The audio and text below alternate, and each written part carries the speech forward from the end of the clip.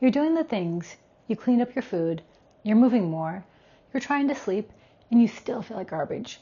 Still tired, still thinking about food more than you should, still pushing harder than it feels like you should have to. And at some point you start wondering, is something actually wrong with me? Here's what nobody told you. Your labs might be saying normal, but normal and working are not the same thing. Hi, I'm Dawn. This is Beyond Optimal.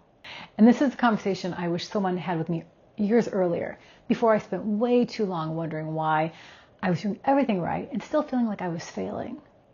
When you get your labs back and your doctor says you're in range, that should feel like great news. And in a way, it is. It means nothing is critically wrong. Here's what the range actually represents. Those numbers aren't built from the healthiest people. They're built from everyone who walked into that lab, which means normal is essentially an average of the population that isn't necessarily well. So when your doctor says you're normal, what they're really saying is you don't have a diagnosable disease right now. That's it. That's the bar. Normal means you cleared the lowest threshold. It doesn't mean your system is supported. It doesn't mean your energy should be good. It doesn't mean your brain should feel sharp. It doesn't mean your hunger signals are regulated. Normal tells you whether you're sick. Optimal tells you whether you're actually functioning. I have a friend who I was talking to recently, and she's been on GLP for about a year, and she's doing everything right, eating well, staying consistent, showing up, and 5 pounds. That's it. And she's frustrated because on paper, nothing looks wrong. Her doctor says her labs are normal. So what's the explanation? Try harder, eat less, move more? But here's what I keep thinking about when she tells me that story. Normal isn't the full picture, because there are markers that sit inside the normal range that can quietly make everything harder. Your metabolism, your energy, your hunger signals, your ability to actually burn fat. And if nobody's looking at those markers through an optimal lens, you can be doing everything right and your biology is silently working against you. That's not lacking discipline. That's you trying to force something your body isn't supporting. And my friend isn't broken. She might just be running on a system that nobody's actually looked at closely enough. And here's the part that changed everything for me and why this matters way beyond just how you feel physically. When your biology is running under-resourced, your wiring gets louder. I talked in a previous video about how your system regulates, how it pulls you back to what feels safe and familiar, how cravings aren't weakness, they're your nervous system chasing relief.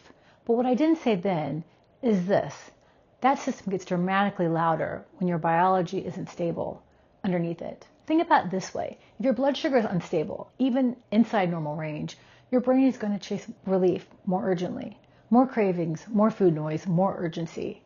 If your ferritin is low, even inside normal range, it's harder to pause, harder to think clearly, harder to not react automatically. The part of your brain that makes decisions, that says, I don't actually need that right now, gets quieter. If your thyroid is sluggish, even inside normal range, your energy drops, your mood flattens, and everything feels harder than it should.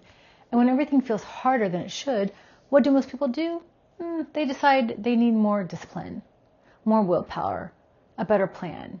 But you can't out-discipline a body that isn't biologically supported. I spent years thinking my problem was mental, that if I could just get my head around, my body would follow. And mindset matters. I believe that, but there was a period where I was doing everything right, eating clean, moving, managing stress, and I still felt like I was pushing through wet cement every single day. My hands were always cold, my hair was thinning, I was exhausted in a way that sleep didn't fix. My labs came back normal, and my doctor basically said, yeah, you're fine.